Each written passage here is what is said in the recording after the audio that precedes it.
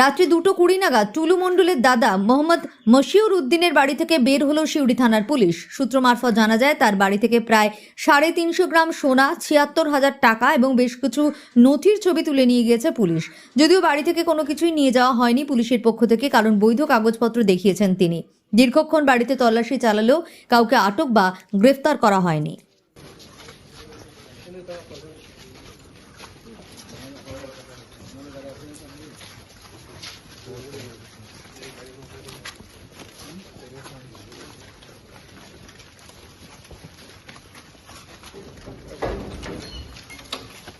মসজিদটাকে একবার ঢেকে দিন না।